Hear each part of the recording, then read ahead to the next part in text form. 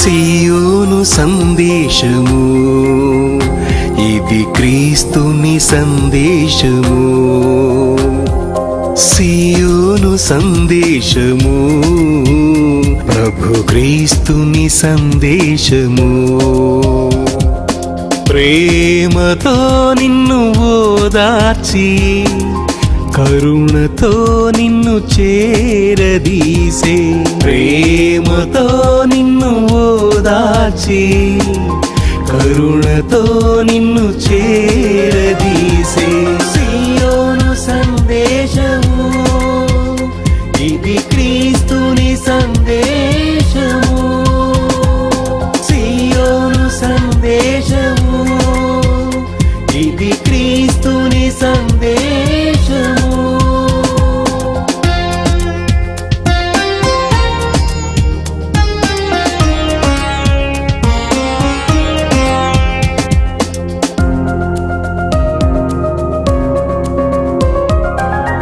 వ్యాధి బాధలు ఎన్ని ఉన్నా బలపరచు సందేశము.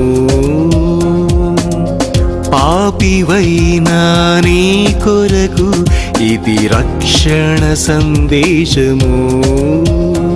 ఇది సియోను సందేశము, ఇది క్రీస్తుని సందేశము.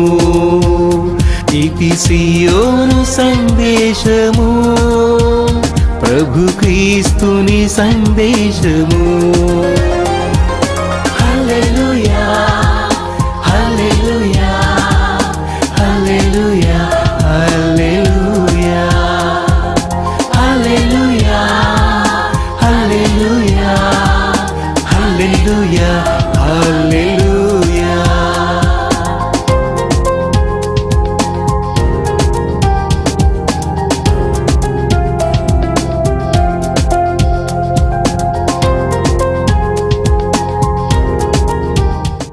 క్రీస్తునామమున మీకందరికీ శుభములు. ప్రత్యేకంగా ఈ మే మాసపు 3వ పరిశుద్ధ దినం 2వ ఆరాధనలో పాలు పొందుతున్న మీ అందరిని బట్టి నేను ప్రభువుకు వందనాలు చెల్లిస్తున్నాను. ప్రభువారికి ప్రైజ్ ది లార్డ్ అని చెప్పండి. ఎంత గొప్పది ప్రభు, ఎంత గొప్ప దినం. మన కొరకు ఆయన సిలువలో మరణించి సమాధి చేయబడి మరణపు ముళ్ళను విరిచి సాతాను వాడిని జయించి జయత్వంతో తిరిగి లేచిన మహాపరమ దినమందు మనల్ని కూడా ప్రభు సజీవులకు ఆయుష్ను పొడిగించారు. అందుని బట్టి ప్రభువుకు వందనస్తులమై ఉంటారు.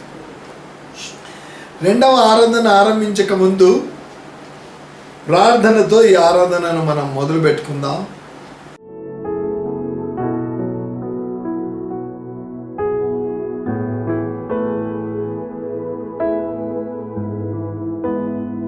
పరిశుద్ధుడైన ప్రేమ కలిగిన తండ్రి, ఈ 3వ పరిశుద్ధ దినపు 2వ ఆరాధన ఆరంభిస్తుండగా ఆరాధన కార్యక్రమం అంతా మీ అధికారంలో ఉంచుకొని నడిపించండి. పాటల సమయంలో, ఆరాధన వాక్య సమయంలో, వర్షిప్ సమయంలో, ఆరాధన పాటలు పాడే సమయంలో, వాక్యం వినే సమయంలో మీరు మాతో ఉండమని ప్రార్థన చేస్తూ ఉంటున్నాం. మొదటి ఆరాధన అంతా చక్కగా జరిగించారు. 2వ ఆరాధన ఆరంభిస్తున్నాం. కృపను దయచేయండి.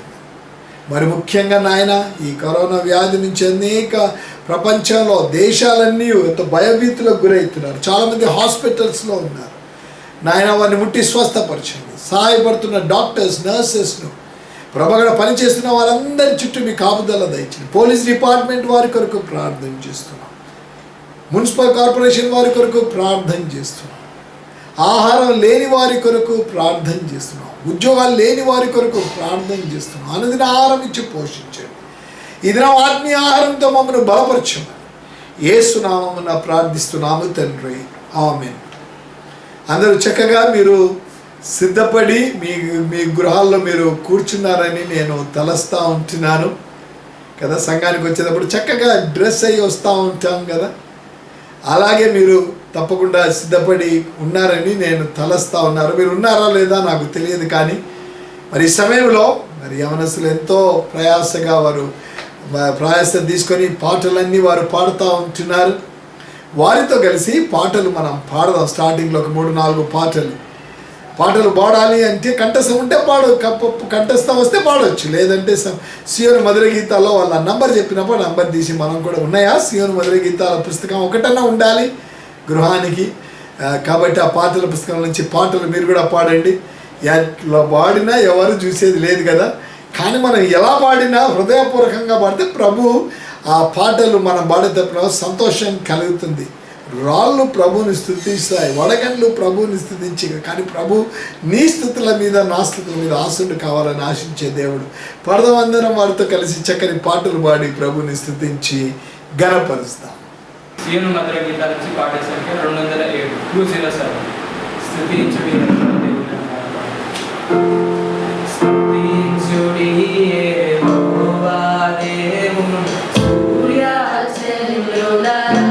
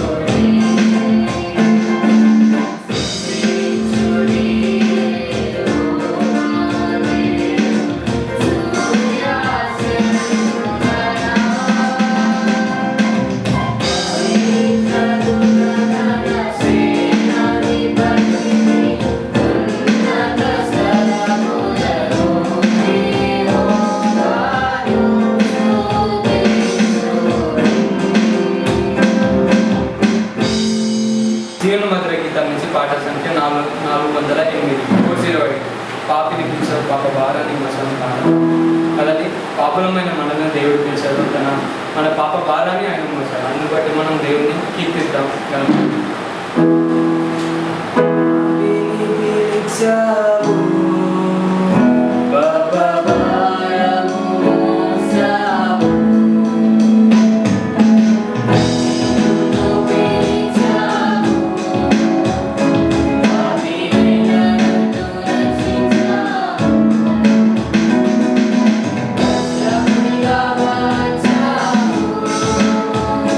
Like a six-shine, single,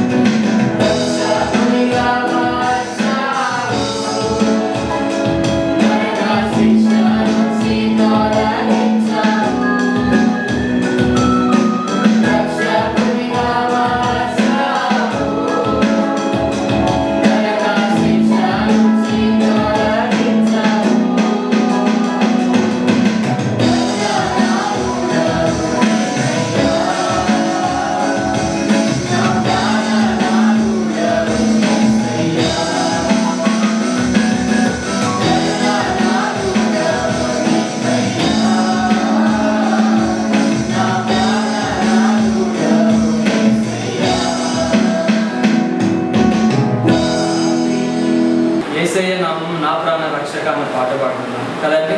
నాశనకరమైన తెగుల నుండి, భయంకరమైన రోగం నుండి మనం రక్షించేవాడు మన నాథుడు కదా. రోగ భయం లేదు, మరణ భయం లేదు, వీటన్నిటి నుంచి మనం రక్షించేవాడు మన నాథుడు, మన యేసు ప్రభువు కదా. అందరూ సంతోషంతో చప్పట్లు కొట్టి అందిస్తున్నాం.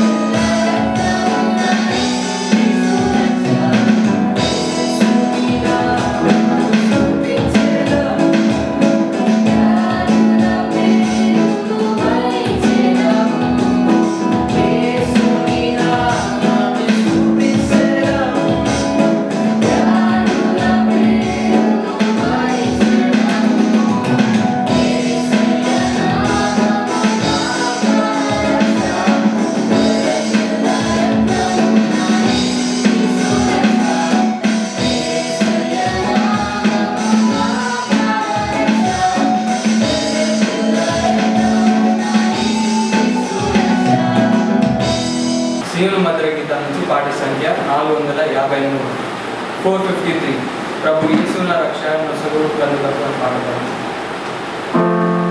ప్రభు యేసున రక్షక నొసగు కనులు నాకు ఎదాములే నిన్ను చూడా.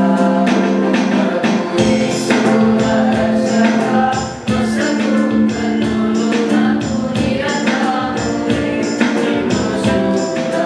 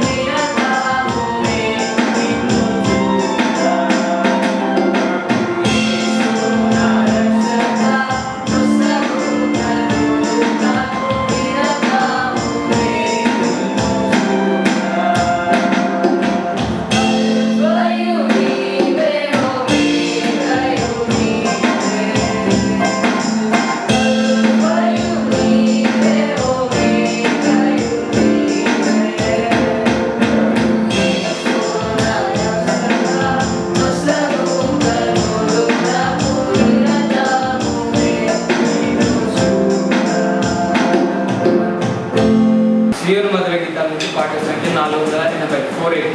సియోను పాటల సంతోషంగా పాడుతూ సియోను వెళ్ళదామని పాట పాడు. సంతోషంతో అందరం కలిసి పాడు. సియోను పాటలు సంతోషముగా పాడుచు సియోను వెళ్ళుదాము. సియోను పాటలు సంతోషముగా పాడుచు సియోను వెళ్ళుదాము. లోకాల శాశ్వతానందమే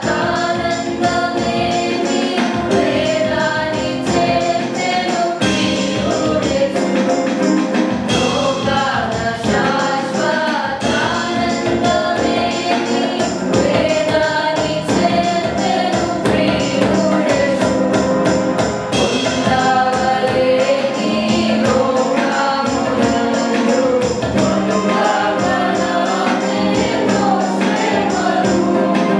పొందవలేని లోకమునందు పొందవలనెన్నో శ్రమలు.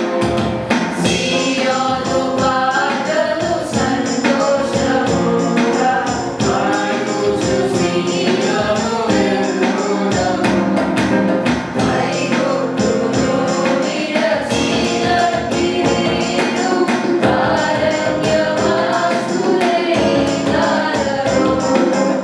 ఐగుప్తును విడచినట్టి నీరు అరణ్యవాసులైనారో. నిత్య నివాసములేనిరలోన నేత్రాలు గానలు పైకెలుగుని. నిత్య నివాసములేనిరలోన నేత్రాలు గానలు పైకెలుగుని.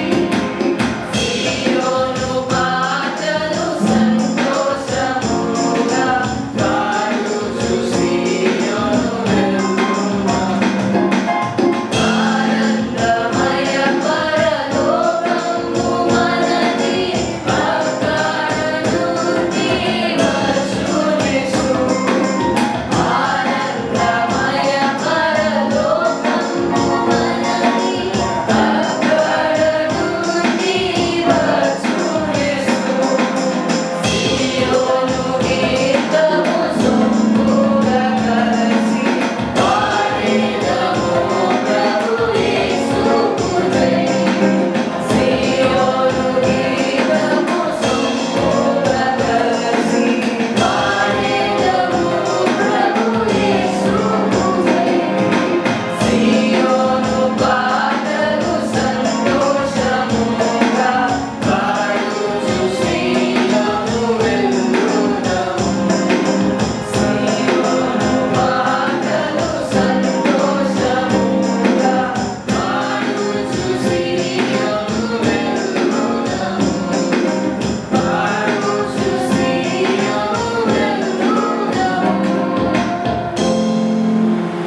చక్కని ఆరాధన పాటలు పాడాం. ఈ సమయంలో ఆరాధన వాక్యం వినడానికి మనం సిద్ధపడదాం. సియోను మందిరంలో ప్రభు మనకిచ్చిన ఆధిక్యత, గొప్ప ఆధిక్యత ఆరాధన వాక్యం వినడమే కాకుండా ఆత్మతో సత్యంతో ప్రభువును వ్యక్తిగతంగా ఆరాధించడానికి, సంఘంగా ఆరాధించడానికి ప్రభు కృప ఇస్తున్నాడు. ఈ వైరస్ను బట్టి అందరూ అక్కడ ఆలయంలో కూడుకోలేకపోతున్నాం కదా, కానీ మన గృహాలన్నీ దేవుని ఆలయంగా చేశాం. కాబట్టి ఆరాధన వాక్యం విందాం, ఆరాధన వాక్యాన్ని శ్రద్ధగా విందాం, ఆ తర్వాత ప్రభుని స్తుతించి ఘనపరుస్తాం. ఈ ఉదయకాల సమయంలో ప్రభును స్తుతించుటకు ఆరాధించుటకు ముందుగా పరిశుద్ధ గ్రంథంలో నుండి కొన్ని వచనాల్ని మనం జ్ఞానం చేసుకొని ప్రభువును మనం స్తుతించి ఆరాధించుతాం. పరిశుద్ధ గ్రంథంలో నుండి యోబు గ్రంథము 1వ అధ్యాయం 20వ వచనాన్ని నేను చదువుతున్నాను. అప్పుడు యోబు లేచి తన పై వస్త్రమును చింపుకొని తల వెంట్రుకలు గొరిగించుకొని నేల మీద సాష్టాంగపడి నమస్కారము చేసి ఇట్లా నేను దేవుని యొక్క వాక్యంలో మనం చూసినట్లయితే యోబు గ్రంథాన్ని గురించి లేక యోబు గురించి మనం ఆలోచించినప్పుడు ప్రభువును ఘనపరిచేటువంటి ఒక గొప్ప వ్యక్తిలో యోబు మొట్టమొదటి వ్యక్తిగా మనకు తెలియచేయబడతాడు. ఈ తర్జుమాలో నమస్కారము చేసి అనేటువంటి మాట, కొన్ని తర్జుమాల్లో యోబు ఆరాధించెను అనేటువంటి మాట రాయబడింది. యోబు దేవుణ్ణి ఆరాధించడానికి ఏ స్థితిలో ఏ విధంగా దేవుణ్ణి ఆరాధించాడు అనేటువంటి విషయాన్ని యోబుని బట్టి మనం తెలుసుకున్నట్లయితే, యోబు సమృద్ధిగా ఉన్నప్పుడు దేవుని ఎడతెగక ఆరాధించినటువంటి వాడు. అలాగనే యోబుకు భయంకరమైనటువంటి అనుకోని సంఘటనలో ఒకదాని మీద ఒకటి అతని మీద పెను తుఫాను వలె సమస్యలు పడినప్పుడు సహితము అతడు దేవుని ఆరాధించడం మాత్రం ఎంత మాత్రం కూడా మర్చిపోయినటువంటి వాడు కాడు, లేదా తన యొక్క ఆరాధన పద్ధతిని మార్చినటువంటి వాడు కాడు. తన యొక్క ఆలోచనను లేక దేవునిపై అతనికి ఉండేటువంటి స్థిర విశ్వాసాన్ని మార్చుకున్నటువంటి వాడుగా ఎంత మాత్రం లేడు.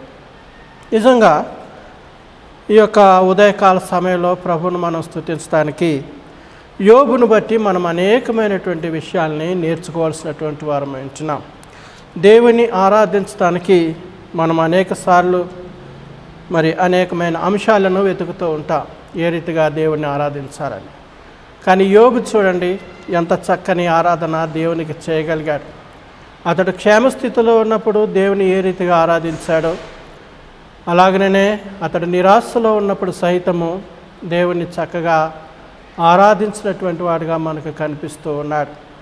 నేడు మన యొక్క జీవితాన్ని కనుక మనం ఆలోచన చేసినట్లయితే, మనం దేవుని ఆరాధించడానికి ఇటువంటి మనస్సును మనం కలిగి ఉన్నామా అని ఆలోచన చేసుకుందాం.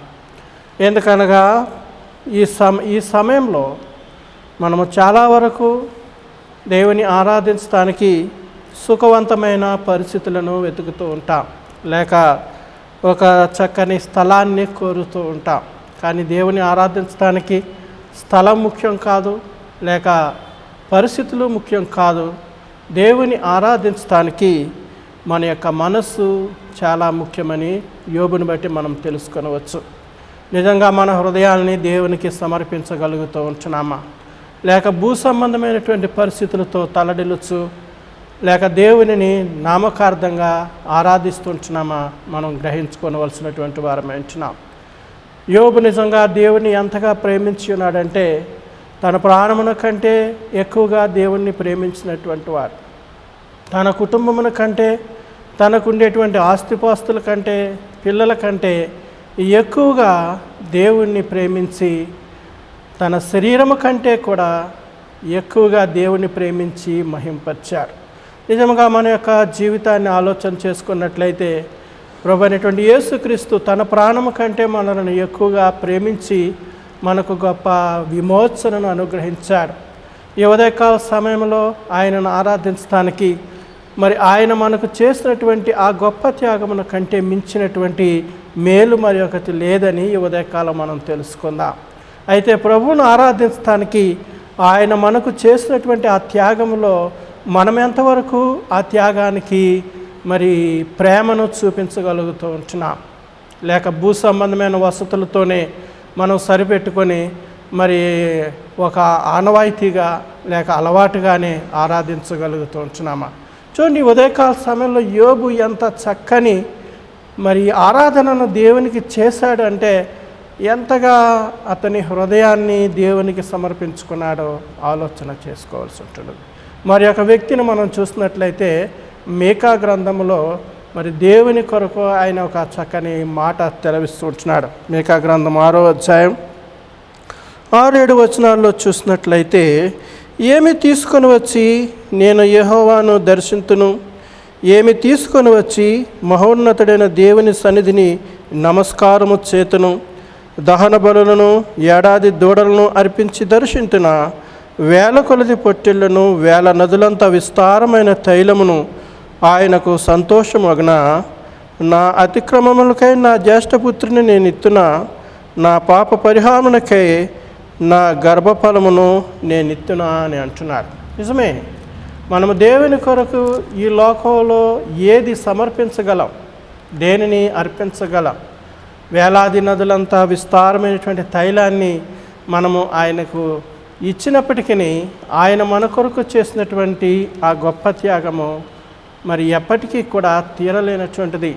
ఆయన మన కొరకు పెట్టినటువంటి ప్రాణం మన గర్భఫలమును అర్పించినప్పటికీ కూడా తీరలేనటువంటిది. నిజంగా యోబు అదే పని చేశాడు. తన గర్భఫలము మరి తీసివేయబడినప్పటికీ కూడా మరి గర్భఫలము కంటే మించిన ఫలము ఇయ్యగలిగినటువంటి దేవుణ్ణి సంతోషంగా ఆరాధించగలిగాడు. అతని యొక్క ఆస్తిపాస్తులన్నీ కూడా పోయినప్పటికీ కూడా మరి దేవునిని మరి ప్రతిఫలముగా చూసుకున్నాడు. ఇక్కడ మీకా అదే చెప్తున్నారు, ఈ వస్తువులతో నేను దేవుణ్ణి ఆరాధించితే అది దేవుని యొక్క ప్రేమకు, దేవుడు నాపై చూపించినటువంటి ఆ యొక్క కృపకు ఇది సమానమవుతుందంటే ఎంత మాత్రం కాదు. ఈ రోజుల్లో మనం ఆలోచన చేసుకుందాం. ప్రభు మనకిచ్చినటువంటి గొప్ప రక్షణ ముందు ఈ లోకము ఆయన ఎదుట మనం తీసుకుని వచ్చినప్పటికీ, మన సంపదలన్నీ కూడా ఆయన ఎదుట కుమ్మరించినప్పటికీ కూడా ప్రభు యొక్క మేలునకు మరి ఎంత మాత్రము కూడా ఇవేవి కూడా సరితోగావు. కాబట్టి మనకు కష్టం ఉన్నదని చెప్పి దేవుని ఆరాధించడంలో మనం ఎంత మాత్రము కూడా మరి తగ్గిపోవాల్సినటువంటి అవసరం లేదు. ఎందుకంటే మన కష్టమును తీర్చివేయగలిగినటువంటి గొప్ప తండ్రి ప్రభు అయినటువంటి యేసుక్రీస్తు ద్వారా మరి మనలను నిత్యశ్రమ నుండి రక్షించాడు. దీన్ని మనం జ్ఞాపకం చేసుకుందాం.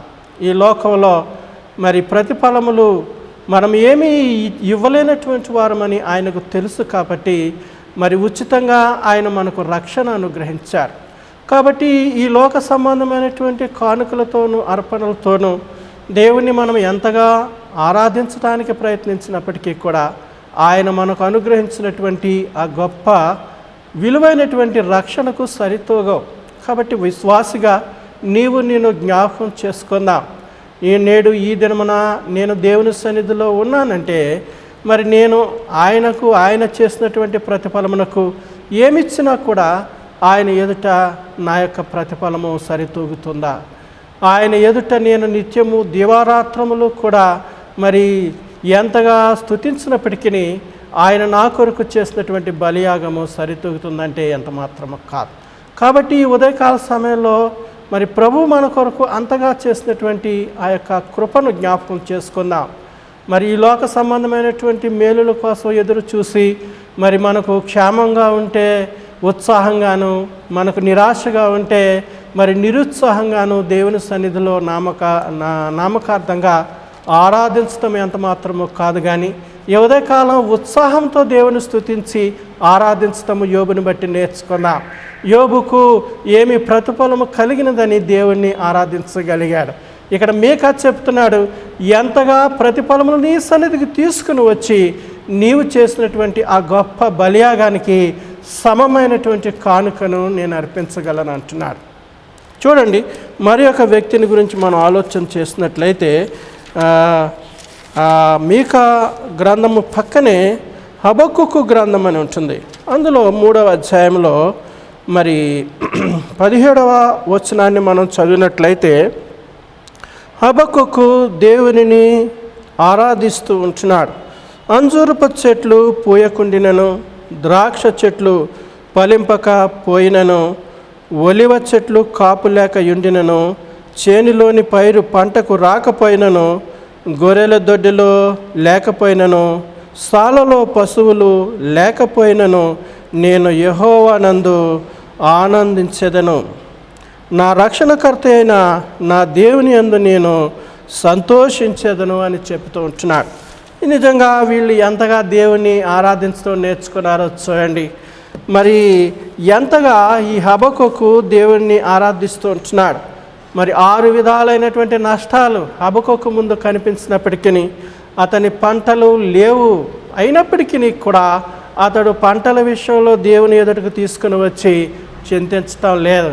పశువులు లేవు, అయినప్పటికీ కూడా మరి నా భవిష్యత్తు ఏంటి అని దాని గురించి చింతించటం లేదు. మరి ఏమి తిని నేను బ్రతకాలి అని పంటల విషయంలో దేవుణ్ణి అడగటం లేదు. కానీ అతని యొక్క ఆనందమంతా కూడా దేవుని మీద పెట్టుకొని దేవుని యందు నేను ఆనందించగలుగుతూ ఉంటానని చెప్తుంటున్నాడు. ఈ ఉదయకాలము దేవుని ఆరాధించడానికి ఇంతకంటే గొప్ప విషయం ఏదైనా ఉందా మనం ఆలోచన చేసుకుందాం. మరి కొద్ది దినాలుగా మనం చూసినట్లయితే మరి ఈ లాక్డౌన్ యొక్క భారమును బట్టి మనము దినదినము కూడా మరి మన పరిస్థితులు కఠినమవుతూ ఉంటున్నాయి. మన ఆరాధనలు క్రమక్రమంగా మరి సన్నగిల్లుతూ ఉంటున్నాయి.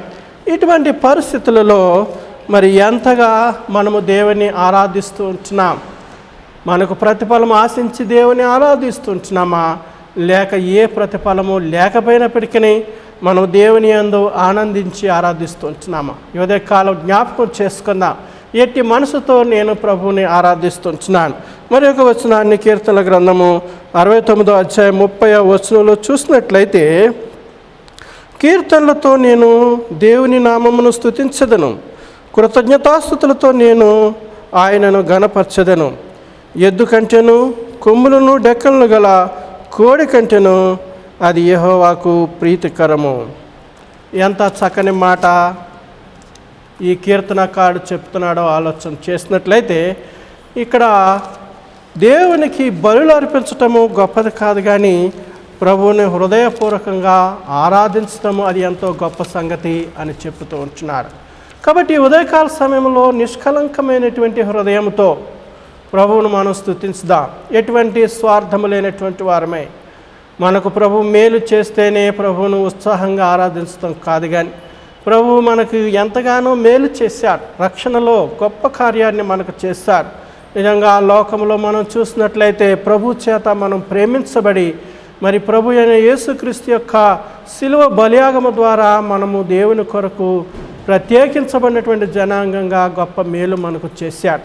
కాబట్టి ప్రకృతిలో మనకు ఉండేటువంటి కొదువులను బట్టి ఎంత మాత్రము మనము దేవుని ఆరాధించటము కాదు, లేక దేవుని ఎదుట చింతించడం కాదు, కానీ ప్రభు అయిన యేసుక్రీస్తు యొక్క శిలువను బట్టి, ఆయన బలియాగమును బట్టి ప్రభుకు కృతజ్ఞతాస్తుతులు చెల్లించుదాం.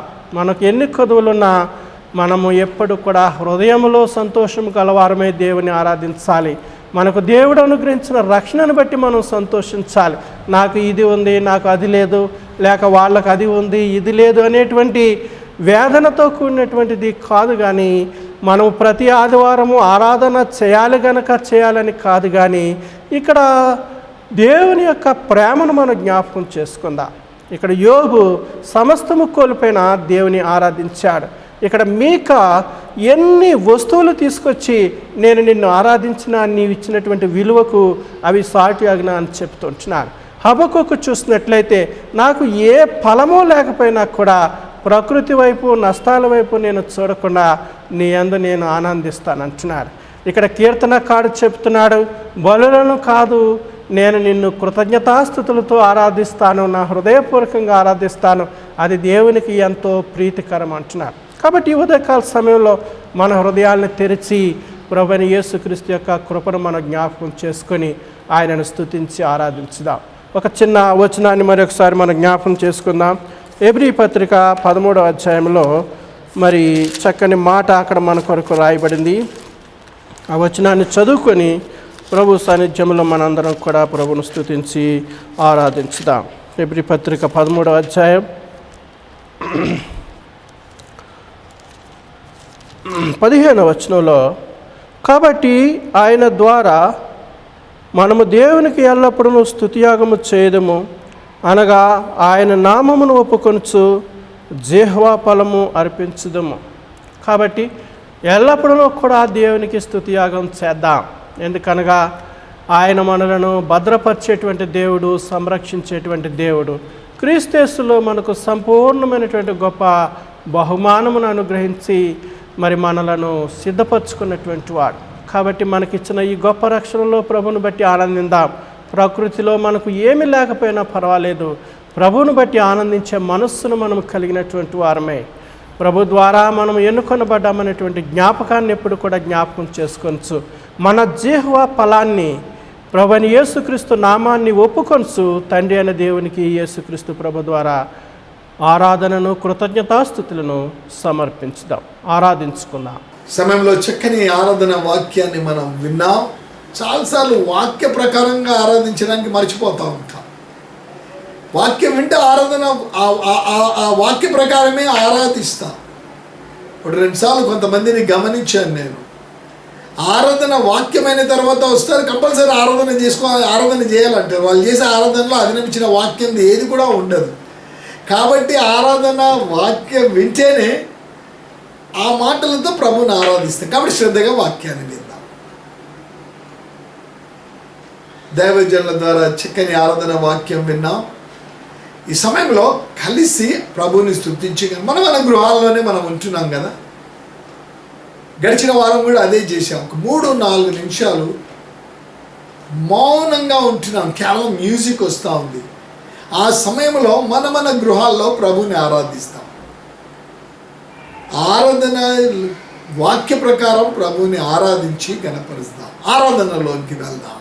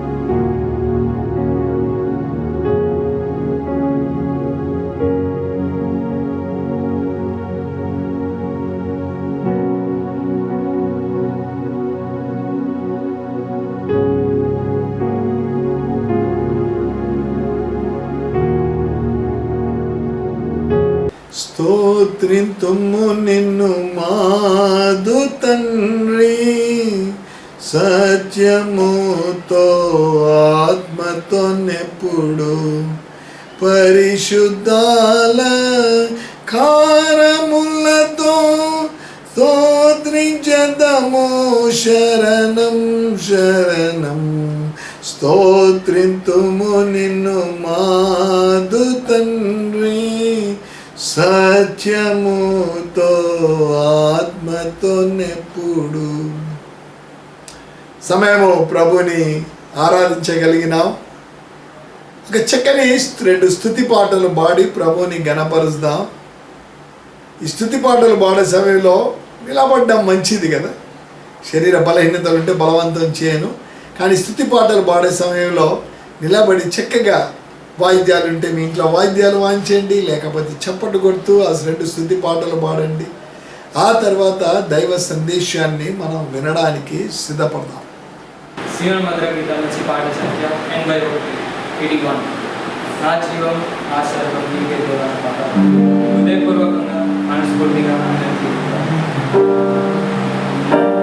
జీవం నా సర్వం నీవే దేవా నా జీవం నా సర్వం నీవే దేవా నా కొరకై బలి అయిన గొర్రె పిల్ల నా కొరకై ఆడిన ఓ యేసయ్యా నా జీవం నా సర్వం నీవే దేవా నా జీవం నా సర్వం నీవే దేవా తప్పిపోయిన నన్ను వెనక్కి రక్షించి మంచిగా మరిగై నాకై ప్రాణమిచ్చితివి తప్పిపోయిన నన్ను వెనక్కి రక్షించి మంచిగా మరిగై నాకై ప్రాణమిచ్చితివి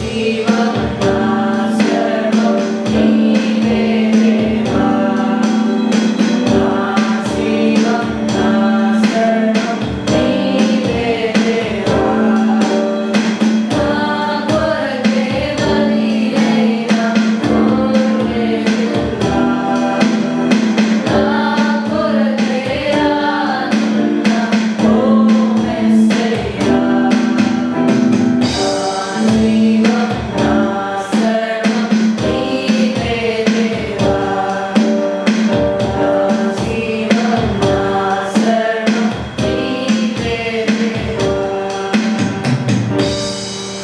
సీయోను మధుర గీతాల నుంచి సాంగ్ నెంబర్ 65 65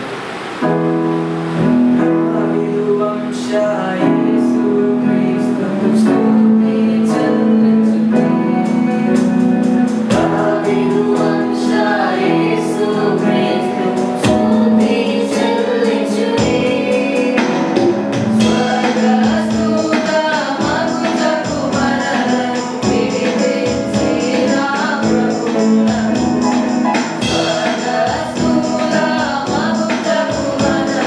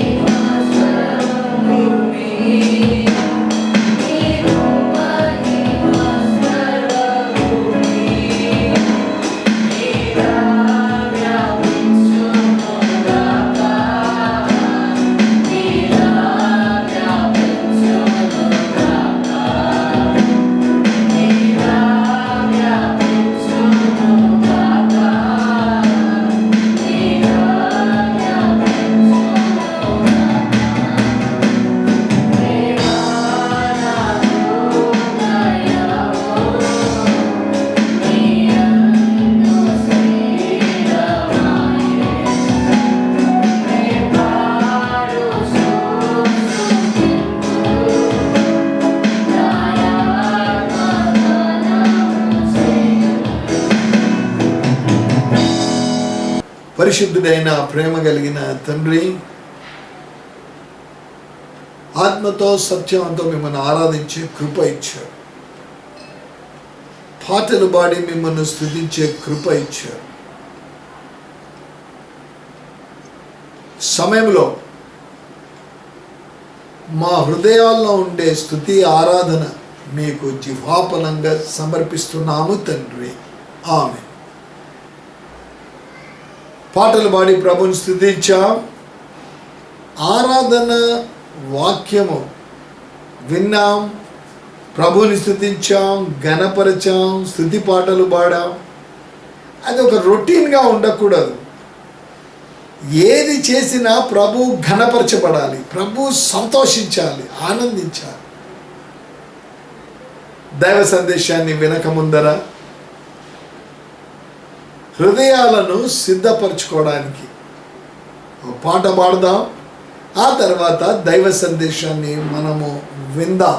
జీవన మధుర గీతం నుంచి పాట సంఖ్య 511 511.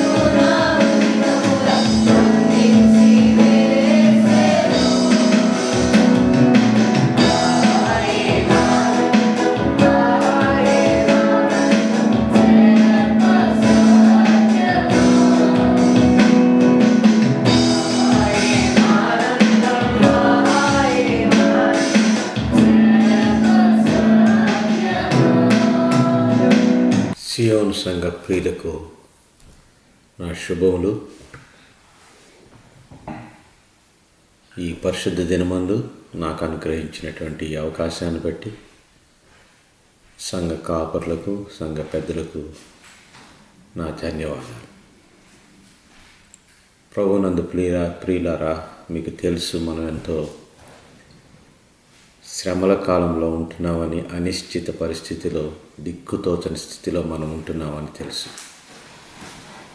ఇటువంటి పరిస్థితుల్లోనే యెరూషలేము నుంచి శ్రమలను బట్టి పారిపోయిన యూదులు కూడా కలిగినప్పుడు ఆ శ్రమలు అనుభవించినటువంటి అపోస్తలుడైనటువంటి పేతురు వారిని ఉద్దేశించి పత్రికను రాశారు. ఆ పత్రికలో వచ్చినటువంటి సత్యాన్ని బట్టి ఈ దినమందు మనం కూడా ఆదరించబడాలని నేను కోరుకుంటున్నాను. అందు నిమిత్తమై మనం అపోస్తలుడైనటువంటి పేతురు రాసిన మొదటి పత్రిక 1వ అధ్యాయము 1 నుంచి 9 వచనాల వరకు మనం ధ్యానించుకుందాం. యేసుక్రీస్తు అపోస్తలుడైన పేతురు, తండ్రి అయిన దేవుని భవిష్యత్ జ్ఞానమును బట్టి ఆత్మ వలని పరిశుద్ధత పొందినవారై విధేయులొకటకును యేసుక్రీస్తు రక్తం వలన ప్రోక్షింపబడ్డకును ఏర్పరచబడిన వారికి, అనగా పొంతు, గలతీయ, కప్పదోకియా, ఆసియా, బితూనియా అను దేశములందు చెదిరిన వారిలో చేరిన యాత్రికులకును శుభమని చెప్పి రాయినది. మీకు కృపయు సమాధానమును విస్తరిల్లునుగాక. మన ప్రభువు యేసుక్రీస్తు తండ్రి అయిన దేవుడు స్తుతింపబడునుగాక. మృతులలో నుండి యేసుక్రీస్తు తిరిగి లేచుట వలన జీవంతో కూడిన నిరీక్షణ మనకు కలుగునట్లు, అనగా అక్షయమైనదియు నిర్మలమైనదియు వాడబారినదియునైన స్వాస్థ్యము మనకు కలుగునట్లు ఆయన తన విశేష కనికరము చొప్పున మనలను మరలా జన్మింపచేసెను. కడవరి కాలమందు బయలుపరచబడుటకు సిద్ధముగానున్న రక్షణ మీకు కలుగునట్లు విశ్వాసము ద్వారా దేవుని శక్తి చేత కాపాడబడి మీ కొరకు ఆ స్వాస్థ్యమును పరలోకమందు భద్రపరచబడి ఉన్నది.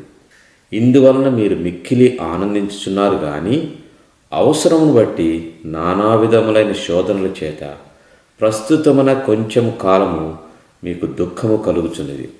నశించిపోవు సువర్ణము అగ్ని పరీక్ష వలన శుద్ధపరచబడుచున్నది కదా. దానికంటే అమూల్యమైన మీ విశ్వాసము ఈ శోధనల చేత పరీక్షకు నిలిచినదై యేసుక్రీస్తు ప్రత్యక్షమైనప్పుడు మీకు మెప్పును, మహిమయు, ఘనతయు కలుగుటకు కారణమగును. మీరు ఆయనను చూడకపోయినను ఆయనను ప్రేమించుచున్నారు.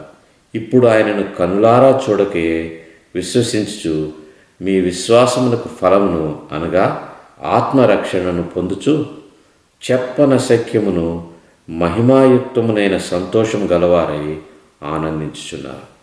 ప్రార్థన చేసుకుందాం. కృపామయుడైన మా తండ్రి, దయగలిగిన మా దేవ, ఘనమైన నీ నామమునకు వేలాది స్తోత్రములు, వందనాలు తండ్రి. మేము ఉంటున్నటువంటి ఈ తీవ్రమైనటువంటి పరిస్థితిలో మాలో అనేకులు కూడా ప్రభా విశ్వాసులుగా ఉంటున్న వారు కూడా శ్రమపడుచున్నారు. లోకమంతయు శ్రమపడుచున్నది తండ్రి. ఇట్టి పరిస్థితిలోనైనా అద్భుతమైన ఆత్మసత్యములు గ్రహించి నిలువరమైన పట్టణము కొరకై ఎదురుచూచువారంగా మమ్మల్ని చేయమని వేడుకుంటున్నాం.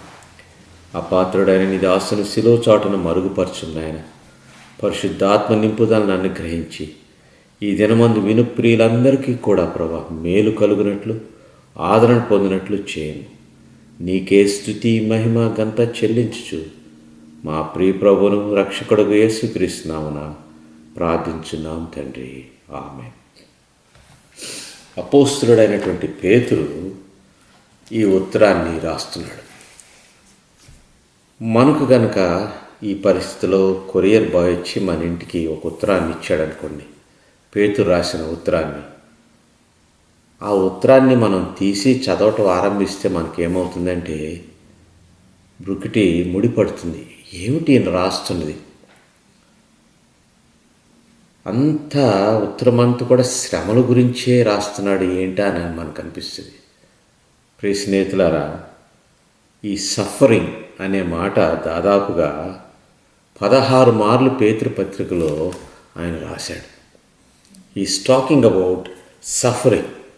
ఆ యొక్క శ్రమల గురించి ఆయన మాట్లాడుతూ ఎవరితో మాట్లాడుతున్నాడంటే చెదిరిపోయిన యూదులు అంటున్నాడు. మొదటి వచనం చెదిరిపోయిన వారికి అంటున్నాడు. యూదులకు యెరూషలేములో తీవ్రమైనటువంటి హింస కలిగినప్పుడు వారందరూ కూడా అనేక దేశములకు చెదిరిపోయినవారు. ఈయన ఎవరికి రాస్తున్నాడంటే గలతీయ, కప్పదోక్య, పొంతు, ఆసియా, బితూనియా అనే దేశములు ఇవన్నీ కూడా ఆ దినములో ఇప్పుడు ఉత్తర టర్కీ ప్రాంతంలో ఉన్నది. యెరూషలేం పట్టణం నుంచి దాదాపుగా 800 మైళ్ళు ప్రయాణం చేసి పారిపోయి వచ్చి ఇక్కడ ఉంటున్నారు. నిరాశ నిస్పృహకు వారి విశ్వాసమునకు తీవ్రమైన పరీక్ష కలుగుతున్నప్పుడు అట్టి వారిని ఆదరించుటకై తనంతట తాను శ్రమ పొంది ఆ శ్రమానుభవంలో పేతురు ఈ ఉత్తరాన్ని వారికి ఆదరణ నిమిత్తమై రాశాడనమాట. ఒక ఆశ్చర్యకరమైన విషయం ఏమిటంటే ప్రతిసారి కూడా ఈయన శ్రమ అనే మాట వాడినప్పుడు, సఫరింగ్ అనే మాట మాట్లాడినప్పుడు ఆ శ్రమకు గ్లోరీ, మహిమ అనే మాటను జతపరిచాడు. అనేక మార్లు ఎక్కడైతే మన ఉదాహరణకు మనం 1వ అధ్యాయము ఈ విషయాన్ని 6వ వచనంలో చూడొచ్చు, 11వ వచనంలో చూడొచ్చు, 4వ అధ్యాయం 5వ వచనంలో చూడొచ్చు. ఆ శ్రమను గురించి మాట్లాడుతున్నప్పుడు ఈ శ్రమ మీకు మహిమ కలుగు నిమిత్తమై జరుగుతున్నది అంటున్నాడు. ఈ saying wherever there is a cross there is going to be a crown for you, wherever there is suffering there is going to be glory for you, wherever there is a fiery trial there is going to be glorious triumph for you అంటున్నాడు. శ్రమ ఉన్న చోటే మీకు మహిమ కలుగుతున్నది, శిలువనెత్తుకునే వారికి కిరీటం ఇవ్వబడుతుంది. ఆ యొక్క పేతురు వాడిన మాట మహాశ్రమ కలిగినప్పుడు మహిమాయుక్తమైనటువంటి విజయం మీకు కలుగుతుంది అంటున్నాడు. విశ్వాసులందరికీ కూడా ఈ దినమందు పేతురు ఏమని జ్ఞాపకం చేస్తున్నాడంటే ఈ శ్రమ నిన్ను మహిమలోనికి నడిపిస్తున్నది. అందుకొరకే ప్రియులారా, ఈ దినమందు మనకు కలుగుతున్న శ్రమలో మన చూపు మన చుట్టుపక్కల కానీ మన అంతరంగంలో ఉండకుండా పౌలు అంటున్నట్టుగా, లేక హెబ్రీయులు రాసిన గ్రంథకర్త అంటున్నట్లుగా విశ్వాసమునకు కర్తయు దానిని కొనసాగించువాడైనటువంటి యేసు వైపు చూచుచు మన ప్రయాణాన్ని కొనసాగించాలి. ఈ శ్రమలలో మనకు విజయం కలగాలంటే మన కనుదృష్టిని జీవమును అనుగ్రహించినటువంటి యేసు వైపు చూడాలి. మొట్టమొదటగా ఈ 9 వచనాలు మనం జాగ్రత్తగా ధ్యానించినట్లయితే 4 అద్భుతమైనటువంటి ఆత్మీయమైనటువంటి సత్యాల్ని మనం కనుక్కోవచ్చు. మొట్టమొదటిగా ఆయన ఏమంటున్నాడంటే 1 నుంచి 4 వచనం వరకు, ఓ ప్రియ సంగమా, విశ్వాసులారా, చెదరగొట్టబడిన వారులారా, పరిశుద్ధులారా, you are born for glory అంటున్నాడు. మీరు మహిమార్థమై జన్మించారు. పేతురు అంటున్నాడు, ఇది ఆయన భౌతికమైనటువంటి శరీర సంబంధమైనటువంటి మన జననాన్ని గురించి మాట్లాడలేదు. Is not talking about our physical birth, is talking about our spiritual birth అనమాట. అందుకొరకు ఆయన ఏమంటున్నాడంటే తిరిగి మరలా జన్మింప చేసెను అంటున్నాడు 4వ అధ్యాయం చివరిలో. క్రీస్తునందు విశ్వాసముంచి ఆయన యందు విశ్వాసముంచి ఆయన రక్తం చేత కడుగబడిన వారు మరలా జన్మించిన వారి విషయమై అని చెప్తూ ఆ 2వ జననము మీ మహిమార్థమై జరిగింది. You are born for glory అంటున్నాడు అన్నమాట. ఒక అద్భుతమైన విషయం ఏంటంటే ఈ 2వ జననంలో త్రియేక దేవుని యొక్క పాత్ర కూడా ఏ రీతిగా ఉందో ఎంతో చక్కగా వివరిస్తున్నాడు అన్నమాట. మొట్టమొదటి ఏమంటాడంటే తండ్రి అయిన దేవుని భవిష్యత్ జ్ఞానాన్ని బట్టి ఏర్పరచబడినవారు, తండ్రి అయిన దేవుని చేత మీరు ఏర్పరచబడినవారు అంటున్నారు. కుమారుడైనటువంటి దేవుని ద్వారా, ఆయన రక్త ప్రోక్షణం ద్వారా మీకు విమోచన కలిగింది అంటున్నాడు. పరిశుద్ధాత్మ దేవుని వలన మీరు పరిశుద్ధులుగా ప్రత్యేకించబడినవారు అంటున్నారు. You are born, chosen by the Father, purchased by the Son and set apart by the Holy Spirit. ఆ యొక్క God in that triune God, he has saved you, he has given you a new birth అంటున్నాడు. ప్రియ స్నేహితులారా, మనం జ్ఞాపకం చేసుకోవాల్సింది ఏంటంటే we do not believe in a dead God, we believe in a living God అన్నమాట. అందుకొరకే తండ్రి అయిన దేవుడు స్తుతింపబడును గాక, మృతులలో నుండి యేసుక్రీస్తు తిరిగి లేచటం వలన అంటున్నాడు అన్నమాట. తిరిగి లేచినటువంటి ఆ యేసును కనులారా చూచి అనుభవించి పేతురు ఏమంటున్నాడంటే ఆయన యందు మీరు విశ్వాసం ఉంచుచున్నారు, మీకు నూతన జన్మం కలిగింది. ఇంకా ఏమంటున్నాడంటే, అందువలన ఒక మాట, చక్కటి మాట వాడు, why you are born for glory అని చెప్తూ మీకు జీవముతో కూడినటువంటి నిరీక్షణ అన్నాడు. ఇంగ్లీష్లో లైవ్లీ హోప్ అన్నాడనమాట. ఆ జీవంతో కూడినటువంటి నిరీక్షణ అంటే ఏంటి? What is this lively hope? ఆ యొక్క దానిని ఆయన వివరిస్తూ ఇంకేమంటున్నాడంటే, it is grounded on the living word. ప్రియ సంగమా, మన జన్మను, రెండవ జన్మను ఏ రీతిగా చదివినట్టు దేవుని పాత్ర గురించి మనం చూసాం కదా. తండ్రి అయిన దేవుని చేత ఏర్పరచబడిన వారం, కుమారుడైనటువంటి దేవుని చేత కొనబడ్డ వారంగా ఉంటున్నాము. పరిశుద్ధాత్మ దేవుని చేత పరిశుద్ధపరచబడిన వారంగా, ప్రత్యేకించబడిన వారంగా ఉంటే నా పాత్ర ఏంటంటే 23వ వచనంలో కనుక మనం చూసినట్లయితే, సర్వ శరీరులు గడ్డిని పోలేవారు, వారి అందమంతయు గడ్డి పువ్వులే ఉన్నది, గడ్డి ఎండును, మన భౌతిక శరీరము శాశ్వతమైన కాదు, అయితే ప్రభు వాక్యము ఎల్లప్పుడూ నిలుచును, మీరు ప్రకటింపబడినటువంటి సువార్తే అంటున్నాడు. మన పాత్ర ఏంటంటే, మనకి వినిపించబడినటువంటి ఆ సువార్తను గనక మనం విన్నట్లయితే, దానిని అంగీకరించినప్పుడు, your job, what you have done is, when you obeyed the good news, శుభవార్తను నీవు అంగీకరించినప్పుడు ఆ నూతన జన్మం నీలో కలిగింది. ఆ నూతన జన్మం కలిగినప్పుడు నీకు మహిమ కలుగుటకై దేవుడు అంటున్నాడు, జీవంతో కూడినటువంటి నిరీక్షణ నీకు ఇచ్చాడంట. పౌలు ఇదే విషయాన్ని చెప్తూ శుభప్రదమైనటువంటి బ్లెస్సెడ్ హోప్, ధన్యకరమైన శుభప్రదమైనటువంటి నిరీక్షణ ఇస్తున్నాడట. ఎటువంటి నిరీక్షణ అంటే, అది ఆ నిరీక్షణ ద్వారా నీకేం కలుగుతున్నదంటే, ఆయన అంటున్నాడు స్వాస్థ్యం అనేది నీకు అనుగ్రహించబడినదట. ఎటువంటి స్వాస్థ్యం అంటే అక్షయమైనది అంటున్నాడు. అది ఎన్నటికీ నాశనము కానటువంటిది. ప్రియ స్నేహితులారా, మనం ఒక విషయాన్ని జ్ఞాపకం చేసుకోవాలి. మనం ప్రభు బలలో పాల్గొనేటప్పుడు ఇది ఒక నూతన నిబంధన నీకు అనుగ్రహించబడిందని చెప్తున్నప్పుడు, ప్రభువు ఆయన రాసినటువంటి వీలునామాలో నిన్ను నన్ను కూడా రక్షింపబడినట్లయితే వారసులుగా చేసుకున్నాడు. ఆ వారసత్వమే ఈ అక్షయమైనటువంటి ఆ యొక్క వాడవారిని స్వాస్థ్యము, తనకున్నదంతయు కూడా నీవు ఆయనతో కూడా పరలోకమందు సమవారసులుగా చేయబడుతున్నావట. You are Kohe with him అనమాట. అంత గొప్ప. అందుకొరకే పౌలు అంటున్నాడు, మన పౌరస్థితి ఈ లోకంలో కాదు. ఫిలిప్పీలకు రాసిన పత్రిక 3వ అధ్యాయం అంటున్నాడు, మన పౌరస్థితి పరలోకమందు ఉందట.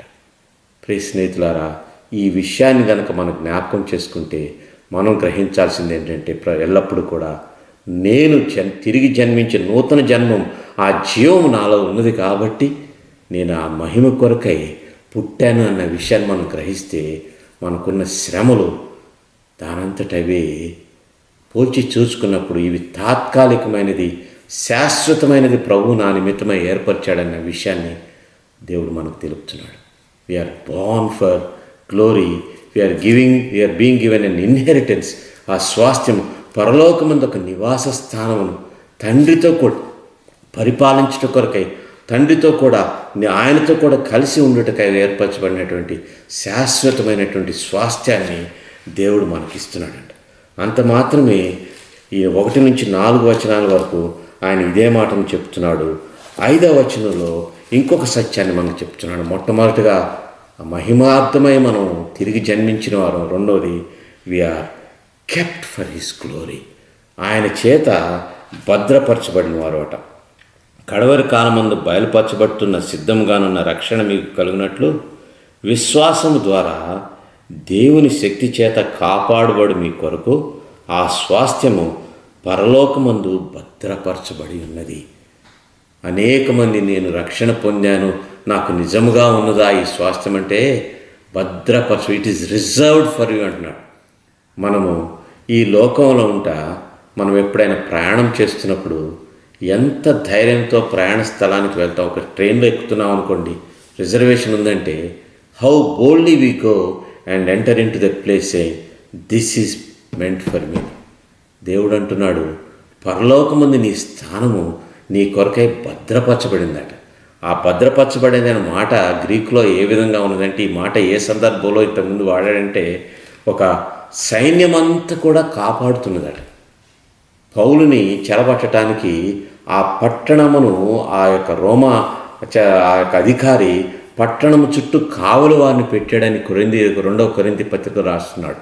అదే మాట ఇక్కడ వాడుతున్నాడు. ఏమనంటే, నీ కొరకు ఏర్పరచబడిన స్థానమును, ఆ యొక్క స్వాస్థ్యమును దేవుడు నీ నిమిత్తమై కాపాడుచున్నాడట. ప్రియ స్నేహితులారా, ఎందుకు మనం భయపడుచున్నాం? We are born for glory and also we are kept for glory. అది నీవు చేయుచున్నటువంటి కార్యం బట్టి కాదు, కానీ ఆయన విశ్వాస్యతను బట్టి నిన్ను ఏర్పరచుకున్నాడు కాబట్టి ఆయన నిన్ను కాపాడుతున్నాడు. అందుకొరకే యోధా పత్రికలో ఒక మాట ఉంది, తొట్టిల్లకుండా మనల్ని కాపాడుటకును తన మహిమ ఎదుట ఆనందంతో నిర్దోషులుగా నిలబెట్టుటకు శక్తి కలిగిన అద్వితీయ దేవుడు అంటున్నాడు. It is your kept by the power of God. You're not kept by our power. నీ స్వశక్తి చేత, నీ ఆధారం చేత నీ రక్షణ ఆధారపడలేదు ప్రియులారా. మనం రక్షింపబడింది కేవలం అందుకొరకే, కృపయు సమాధానమును మీకు కలుగునుగాక అంటున్నాడు. ఓ ప్రియ సంగమా, చెదరగొట్టబడిన వారులారా, పరదేశులుగా ప్రయాణికులుగా ఉంటున్న వారులారా, పౌరస్థితి పరలోకమందున్న వారులారా, మీరు గ్రహించాల్సిన విషయం ఏంటంటే, మీ విశ్వాస ప్రయాణంలో నిన్ను కాపాడువాడు శక్తిమంతుడు, సమర్థుడైనటువంటి ఆ దేవుడు. అందుకొరకే ఆ స్వాస్థ్యము మీకు భద్రపరచబడి ఉన్నది. It is reserved for you, it is kept for you, it is protected for you. Why? Because he is a faithful God. నాలో ఆరంభించిన ఈ కార్యమును అంతం వరకు కొనసాగించువాడు అంటున్నాడు ఫిలిప్పీలకు రాసిన పత్రిక 1వ అధ్యాయం పౌలు. తొట్టిల్లకుండా మనల్ని కాపాడుటకు సమర్థుడైన దేవుడని యోధా అంటున్నాడు. ఈయనేమో మనకు భద్రపరచబడినది. వీరందరూ ఎందుకన్నారంటే ఈ మాట, because they experience that grace, they experienced it. వారు అనుభవించారు ఆ కృపను, ఆయన యొక్క కొనసాగింపును. ఏ రీతిగా ప్రతి క్షణమందు కూడా వారిని ఏ రీతిగా కాపాడాడు. ఈ అనిశ్చిత స్థితిలో స్థిరమైన పట్టణం మనకున్నదని గ్రహించారు. ఈ దినమందు గనక వీలునామ రాసి కోటీశ్వరులు వీలునామ రాస్తున్నారు.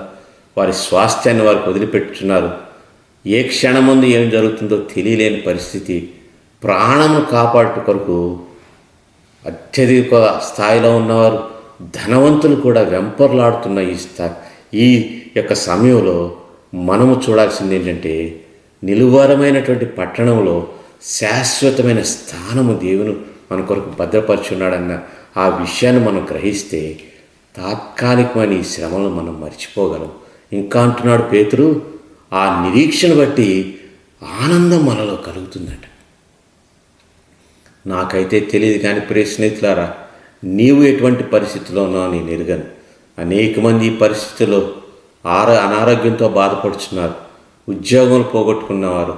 ఇవన్నీ కూడా పరిస్థితులు ఉన్నప్పటికీ కూడా దేవుడు అంటున్నాడు, you are born for glory if you trust in మీ.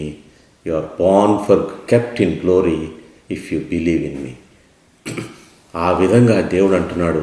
2 అద్భుతమైనటువంటి ఆత్మ సత్యాలు మనం చూసాం. We're born for glory and we're kept for glory. మిగతా రెండింటిని కూడా మనం ముందుకెళ్దాం. ఇంకా ఆయన పేతురు ఏమంటున్నాడంటే, you are also prepared for glory అంటున్నాడు. మీకు కలిగి మహిమ నిమిత్తమై ఆయన మిమ్మల్ని సిద్ధపరుచున్నాడు ప్రియులారా అంటున్నాడు. ఆ విషయాన్ని, ఆ సత్యాన్ని ఈ దినమందు మనతో కూడా పరిశుద్ధాత్మ దేవుడు మాట్లాడుతూ ఏమంటున్నాడంటే, మీకు కలుగుచున్న శ్రమలు ఆ మహిమను పొందుట కొరకై మీకు సిద్ధపాటు కలుగుచున్నది అంటున్నాడు. 6వ వచనంలో, ఇందువలన మీరు మిక్కిలి ఆనందించున్నారు, కానీ అవసరమును బట్టి నానా విధములైన శోధనల చేత ప్రస్తుతమున కొంచెము కాలము మీకు దుఃఖము కలుగుచున్నది. 2 చక్కటి మాటలు వాడారు తెలుగులో. ఒకటి ఏమిటంటే అవసరం బట్టి, ఇఫ్ నీడ్ బి అన్నాడు. అవసరం కొలదే మనకు శ్రమ కలుగుతుందంట. ప్రియ స్నేహితులారా, ఈ శ్రమ అనేది 2 విధాలుగా కూడా కలుగుతుంది. ఒకటి ఏంటంటే, మనకి ఈ శ్రమ మనం చేసినటువంటి తప్పిదములు బట్టి కూడా దేవుని చిత్తమునకు అవిధేయత చూపించినప్పుడు కూడా శ్రమ కలుగుతుంది. కీర్తన గ్రంథకర్త 119వ కీర్తనలో 67వ వచనంలో ఇదే మాట అంటున్నాడు. అదే రీతిగా కొన్ని మార్లు ఆ యొక్క మనల్ని సిద్ధపాటు చేయుట కొరకై, మనల్ని ఆయన రూపంలోకి మార్చుట కొరకై కూడా దేవుడు శ్రమలను మన జీవితంలో అనుమతిస్తాడు. అందుకొరకే అవసరము కొలది అంటున్నాడు. ఒక చక్కటి ఉదాహరణ కూడా ఇచ్చాడు. ఏంటంటే ఆయన యొక్క ఈ శ్రమను ఏంటంటే ఒక బంగారంతో పోల్చుతున్నాడు అన్నమాట. నశించిపోవు సువర్ణము అగ్ని పరీక్ష వలన శుద్ధపరచబడుతున్నదిగా. ఆ యొక్క అగ్ని బంగారంని ఆ యొక్క కొలిమిలో వేసినప్పుడు ఆ తీవ్రమైన వేడికి ఆ యొక్క అపవిత్రమైనది పనికిరానివన్నీ కూడా ప్రత్యేకించబడి మేలిమి సువర్ణంలాగా ఉంటుందట. ఒక చిన్న ఉదాహరణ నేను చెప్తాను. ఒక వ్యక్తికి, ఒక బ్లాక్ స్మిత్ అంటే కొలిమిలో పనిచేసే వ్యక్తికి ఒక ఇనుప ముక్కను తీసుకెళ్ళి ఇచ్చారట. అయ్యా నువ్వు దీన్ని ఆయన చేయమంటే ఆయన దాన్ని ఎర్రగా కాల్చి నలుగగొట్టి గుర్రపు నాడాలు చేసి ఇదిగోనయ్యా చేశానన్నాడట. దీని ఖరీదు ఎంత ఉంటుందయ్యా? ₹1 ఉంటుంది, ఒక్కొక్కటి అన్నాడట.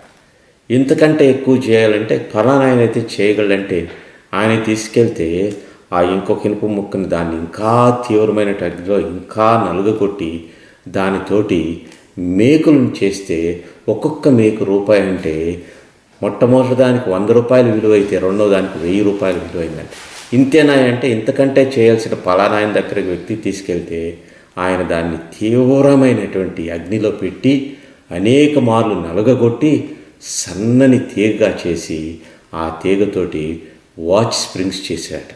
ఒక్కొక్క వాచ్ స్ప్రింగే 1000 ఖరీదులో ఉండేటట్లు చేశాడట. ప్రియ స్నేహితులారా, ఎంతగా మనం శ్రమలలో శోధనలో వెళ్తామో అంతగా మనకు ఆయన మహిమకు కీర్తి కలుగునట్లుగా నీవు మెప్పు పొందినట్లు దేవుడు నిన్ను ఆ యొక్క అగ్ని పరీక్షకుండా వేరు చేస్తున్నాడు. షడ్రక్ మెషక్ అబ్దెనగోల్ని ఏ రీతిగా అయితే అగ్నిగుండంలో గుండా తీసుకెళ్ళాడో యోబు గ్రంథంలో చక్కటి మాట యోబు తాను కలుగుతున్నటువంటి శ్రమను బట్టి అంటున్నాడు. ఇదే తలంపు యోబు కలిగి యోబు ఏమంటున్నాడంటే యోబు గ్రంథము 23వ అధ్యాయము 10వ వచనంలో ఒక మాట అంటున్నాడు. The book of Job chapter 23 verse 10. నేను నడుచు మార్గం ఆయనకు తెలియను, ఆయన నన్ను శోధించిన తరువాత నేను సువర్ణము వలె కనపడదును. ప్రియ స్నేహితులారా, ప్రభువునందు ప్రియులారా, ఈ దినమందు ఎటువంటి శ్రమలలో ఎటువంటి శోధనలో నీ వెళుచున్నావో నేనైతే ఎరుగను. కానీ అది శారీరకమైన శ్రమ కావచ్చు, ఆర్థికమైన శ్రమ కావచ్చు, కుటుంబపరమైన శ్రమ కావచ్చు. కానీ మనమైతే దానిని ఏ విధంగా స్వీకరించాలంటే మెప్పు పొందినట్లు ఆయన మహిమకు కీర్తి కలుగునట్లుగా దేవుడు నన్ను దీంట్లో కుండ పవనిస్తున్నాడు. యోబు వలె చివరిగా అంతిమంగా నాకు ఇవ్వబడుచున్నటువంటి స్వాస్థ్యం బట్టి మహిమ కొరకై దేవుడు నన్ను సిద్ధపరచున్నాడు. అంటే దుఃఖము కలిగినప్పుడు ఆ యొక్క వైఖరి ఉన్నప్పుడు ఏమంటున్నాడంటే ఈ శ్రమలను మీ దృక్పథంలో తాత్కాలికమైనది ఎన్ని గ్రహించగలుగుతూ ఉంటున్నాడు. ఒక్కసారి పోల్చుకోండి. ఈ శ్రమలుంటే వాడు 23వ వచనంలో మనం చూసుకున్నాం, వాడిపోవు గడ్డి పువ్వు వలె మన జీవితం ఉంటే శాశ్వతముగా మహిమలో ఉండబోచున్నాం, మహిమా స్వరూపంగా ధరించబోచున్నాం, నిత్యము ఆయనలో ఆనందించబోచున్నాం కదా. దానితో పోల్చి చూచినప్పుడు ఈ శ్రమ ఏ పాటిది? అటువంటి వైఖరి మనం కలిగి ఉన్నామా? Are we believing that we're born for glory, we're kept in glory and we're being prepared for that glory అని ఆ రీతిగా మన యొక్క వైఖరి ఉన్నదా? చివరిగా ఆయన ఏమంటున్నాడంటే అక్కడే కాదు, మీకు ఇటువంటి వైఖరి కనుక మీరున్నట్లయితే ఆ యొక్క ఆనందాన్ని, ఆ యొక్క మహిమను ఈ లోకములోనే నీవు అనుభవించవచ్చు అంటున్నాడు. We're can experience this glory in this life only. The fourth very important spiritual truth ఏంటంటే ఆ యొక్క మహిమను ఇక్కడే మనం ఆనందించవచ్చు. అందుకొరకు ఆయన ఏమంటున్నాడంటే 8:9లో మీరు ఆయనను చూడకపోయినను ఆయనను ప్రేమించుచున్నారు, ఇప్పుడు ఆయనను కనులారా చూడకే విశ్వసించుచు మీ విశ్వాసమునకు ఫలమును అనగా ఆత్మరక్షణ పొందుచు చెప్పనశక్యము మహిమాయుక్తమైన సంతోషం గలవారై ఆనందించుతున్నారు. ఎటువంటి వారికి చెప్తున్నారంటే తమ భూలోక సంబంధమైన స్వాస్థ్యమును తమ సొంత వారిని పోగొట్టుకొని పొరుగు దేశంలో పరదేశులుగా ఉంటూ నిత్య శ్రమలు అనుభవించుతున్న వారితో ఏమంటున్నారంటే మీరు మిక్కిలి ఆనందించున్నారు అంటున్నాడు. ఎటువంటి ఆనందం అంటే చెప్పనశక్యముగాని ఆనందం అంటున్నాడు. ఆ ఆనందం పొందుట కొరకై ఆయన ఇక్కడ ఈ వచనంలో 4 సత్యాలను మనకు చెప్తున్నాడండి. 4 సూచనలు మనకి ఇస్తున్నాడు. మొట్టమొదటిగా ఏమంటున్నాడంటే ఆయనను ప్రేమించుడి. లవ్ క్రైస్ట్ అంటున్నాడు. క్రీస్తుని మీరు ప్రేమించుడి అంటున్నాడు. ప్రేమించుతున్నారు కదా అంటున్నాడు. ఈ ప్రేమించడం అంటే ఏమిటంటే ప్రభు అంటున్నాడు మీరు నా ఆజ్ఞలను గైకొని వాటికి విధేయత చూపినలా మీరు నన్ను ప్రేమించేవారు. Are we doing that? దాన్ని చేస్తున్నామా? Are we loving Christ? రెండవది ఏంటంటే ఆర్ వి ట్రస్టింగ్ క్రైస్ట్ అన్నాడు. ఆయనను చూడకపోయినను మీరు ఆయన యందు విశ్వాసం ఉంచారు. ఆ పరలోకాన్ని మనం ఇంతవరకు చూడలేదు, కానీ దాని యందు కనుక మనం విశ్వాసం ఉంచితే ఒక విమానాన్ని మనం ఎక్కుతున్నప్పుడు మన జీవితాన్ని మొత్తము ఆ పైలట్ చేతిలో పెట్టుచున్నాము. సర్వశక్తిమంతుడైన దేవుడు, సృష్టికర్త అయిన దేవుడు ఈ లోకంలో మనం కొనసాగించలేడా? మనం ఎందుకు ఇంత అపనమ్మకంతో ఉంటాం? Why are we with so much of unbelief? ఈ సేయింగ్ ఆయనను చూడకపోయినను మీరు విశ్వసించు వారుగా ఉంటున్నారు అంటున్నాడు. మనతోటి ఏమంటున్నాడండి ప్రియులారా? Love Christ, trust in Christ. మూడవది రిజాయిస్ ఇన్ క్రైస్ట్, మిక్కిలి ఆనందించుడి అంటున్నాడు. అందుకొరకే పౌలు కూడా ఫిలిప్పీలకు రాసిన పత్రికలో పదే రిజాయిస్ అంటున్నాడు. ఆనందించుడి, సంతోషించుడి. తాత్కాలికమైన ఈ శ్రమలు కాదు, ఆ యొక్క విశ్వాసం కర్తయు దానిని కొనసాగించేవాడైన యేసు వైపు మనం చూస్తే ఆ ఆనందం మనలో కలుగుతున్నాడు. ఎటువంటి ఆనందం అంటే జాయ్ అన్స్పీకబుల్ అంటున్నాడు ఇక్కడ. చెప్పనశక్యము కానీ మహిమాయుక్తమైన సంతోషం. ఎందుకంటే we're experiencing that glory that is going to be anticipating that glory. దాన్ని పొందబోతున్నాము. మహిమా శరీరాన్ని, నా నొప్పులు, నా బాధలు, నా శ్రమలన్నీ కూడా నేను విడుదల చేయబడి పరలోకమందు నిత్యము ఆనందించున్నవాడు. కానీ ఆ తలంపు మనకు కలిగినట్లయితే ఈ శ్రమలన్నిటినీ మనం పక్కకు తొలగివేయచ్చు. ప్రియ స్నేహితులారా, అనిశ్చిత పరిస్థితిలో మనం ఉంటున్నాము. Do we have you received that peace? అందుకొరకే మొట్టమొదటి వచనంలో అంటున్నాడు, రెండవ వచనంలో కృపయు సమాధానమును విస్తరిల్లునుగాక అంటున్నాడు. When we know that only because of his abundant grace, అద్భుతమైనటువంటి ఆయన కృపను బట్టి ప్రభు మనల్ని రక్షించుకున్నాడు, నాలో ఏ యోగ్యత లేనటువంటి కూడా నన్ను ఎంచుకున్నాడు అన్న విషయాన్ని మనం గ్రహిస్తే ఆ రక్షించిన వాడు మనం కొనసాగించగలట. పేతురు ఒక మాట ఇక్కడ అంటున్నాడు ఏంటంటే 5వ వచనంలో సిద్ధముగానున్న రక్షణ మీకు కలుగునట్లంటే, రక్షణ పొందలేదా? మనం రక్షణ పొందిన వారితో కదా మాట్లాడుతున్నాడంటే we are saved in the past from the penalty of sin. పాప యొక్క ఆ యొక్క శిక్ష నుంచి మనం తొలగించబడిన వారంగా ఉంటున్నాము. ఇప్పుడు అనుదినము we're being saved from the power of sin. కానీ ఆ మహిమకి వెళ్ళేది ఉండు, we're totally removed from the presence of sin. ఆ రక్షణ గురించి మాట్లాడుతున్నాడు ఇక్కడ. ఆ యొక్క పాపపు ఉనికే మీలో ఉండదు. నిర్మలమైన వాడబారిన స్వాస్థ్యంలో మీరు ఉండబోతున్నారు. పాపరహితులుగా తండ్రిని, ఆ కుమారుని మహిమాయుక్తమైన ఆయనను పోలిన వారుగా మీరు ఉండబోతున్నారు. ఆయనతో సమవారసులుగా మనం ఉండబోతున్నామట. But have you received it? ఇప్పుడు మనం ఈ పరిశుద్ధ దినమందు మనం వేసుకోవాల్సిన ప్రశ్న, అటువంటి విశ్వాసంతో ఈ 4 అద్భుతమైనటువంటి ఆత్మీయ సత్యాలను మనం గ్రహించి మన జీవితాలను మనం మలుచుకుంటున్నాము. Have you realized that we are born for glory? We are kept in glory. We are being prepared for glory, and we can experience that glory here only. చెప్పనశక్యం కానీ మహిమాయుక్తమైనటువంటి దానిని ఆ యొక్క అంటున్నాడు కదా, సంతోషం గలవారమై ఆనందించున్నారట వారు. మనం ఆనందించుచున్నామా? Do we have that joy unspeakable in our life? అనేక మార్లు వ్యక్తిగతంగా నాకును కలుగుతున్న శ్రమలను బట్టి నిరాశ నిస్పృహలు నేను కూడా గురవుచున్నవాడిని.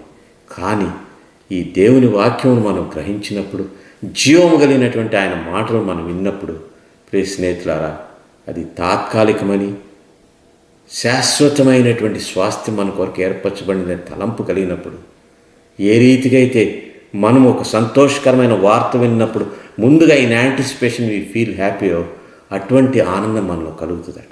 దానినే అంటున్నాడు పేతురు, జాయ్ అన్స్పీకబుల్. ఆ మహిమను రుచి చూచిన పౌలు మూడో ఆకాశాలకు ఎత్తబడినప్పుడు దానిని గురించి ఉచ్చరింపలేని మాటలు అక్కడ విన్నాడట. ఆయన ఏమి విన్నాడో కానీ, but do you have that expectation of haven? Tomorrow we do not know what is going to happen. ఏం జరిగినాయో, ఈ కోవిడ్ ఎక్కడికి దారితీస్తుందో మనకు తెలియదు. కానీ ప్రియ సంగమా, నీవు సిద్ధపడి ఉన్నావా? ఆ యొక్క have you received Jesus Christ? Are you trust? ఒకవేళ నీవు కనుక ఆయనను పొంది ఉన్నవాడవైతే నీ అనుదిన జీవితం కొరకు సంపూర్ణముగా ఆయనపై నీవు ఆధారపడుచున్నావా? ఆయన యందు ఆ యొక్క పరలోకము యొక్క స్వాస్థ్యం నీకు ఏర్పరచుకొని గ్రహించి నిత్యము ఆయన యందు ఆనందించుచున్నావా? And have you received that joy from him? Believe and receive. నమ్ము, పొందు. ఈ రెండు మాటలను ఈ పరిశుద్ధ గ్రంథంలో మనం పక్కన రాసుకుందాం. ఎప్పుడైతే ఆయన యందు విశ్వాసం ఉంచుతామో అప్పుడే మనము పొందుతాం. సమస్త జ్ఞానం మించిన సమాధానం పొందుతామంట పౌలు అంటున్నాడు. ఇక్కడ ఈయనేమంటున్నాడంటే చెప్పశక్యం కాని ఆనందాన్ని మనం పొందుతామంట. వీటిని పొందాలంటే ఇంకా ఎవరైనా కానీ ఇక్కడ ఆ యొక్క రక్షణానుభవంలోకి, ఆ జననము, బార్న్ ఫర్ గ్లోరీ, నీవు తిరిగి ఇంకా జన్మించకుండా ఉన్నట్లయితే ప్రభువు నీతో మాట్లాడుచున్నాడు.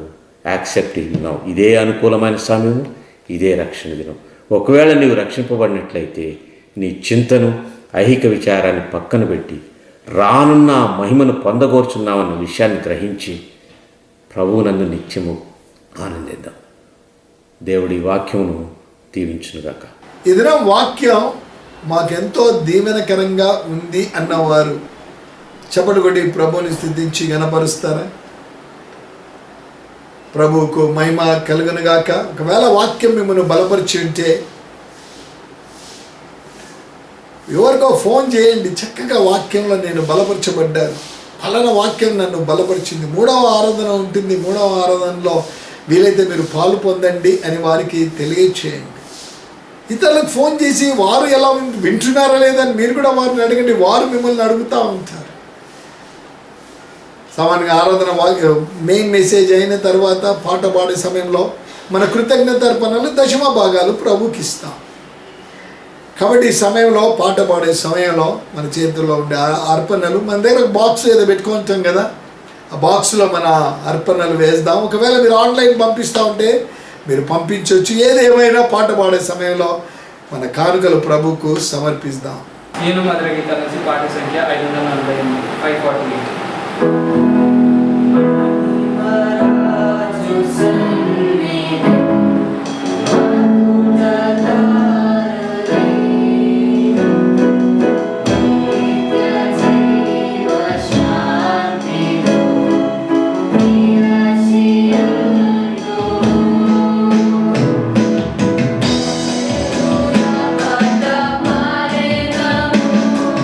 Hallelujah, Padma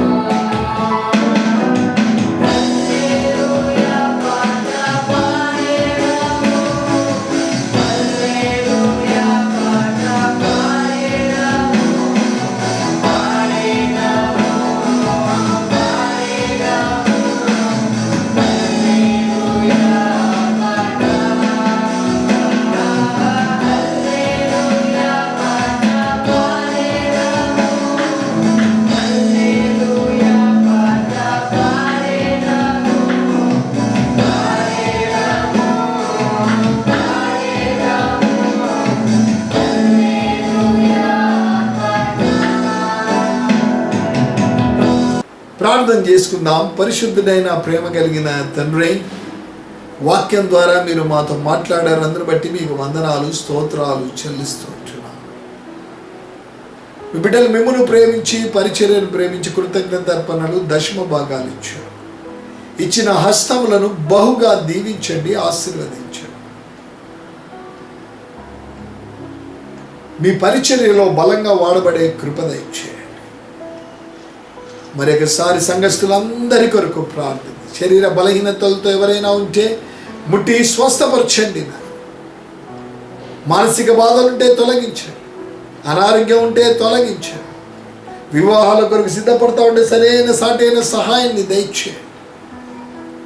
ఒకవేళ నాయన ఇక్కడ ఉండేవారు తెలంగాణలో ఉండే, ఆంధ్రాలో ఉంటే, ఆంధ్రాలో ఉండే వాళ్ళు ఇక్కడ ఉంటే వారి వారి ప్రాంతాలకు త్వరగా రావడానికి ఏర్పాట్లు చేయమని ప్రార్థిస్తాం. ప్రభుత్వం కొరకు కూడా మరొకసారి ప్రార్థన చేస్తూ, రాక ఆలస్యమైతే మరి ఒక వారం మేము పరిశుద్ధమైన కలుసుకునే కృప దయచేయమని యేసు నామమున ప్రార్థిస్తున్నాము తండ్రి. పరమ తండ్రి అయిన దేవుని ప్రేమ, కుమారుడైన యేసుక్రీస్తు ప్రభు కృప, పరిశుద్ధాత్మ యొక్క అన్యోన్య సహవాసం చేరిన మనకందరికీ విత్తబడిన వాక్యమునకు చేరి వచ్చిన విశ్వాసులకు ఇప్పుడు ఎల్లప్పుడు క్రీస్తు వచ్చి పర్యంతం సదా తోడేండి నడిపించునుగాక. ఆమేన్.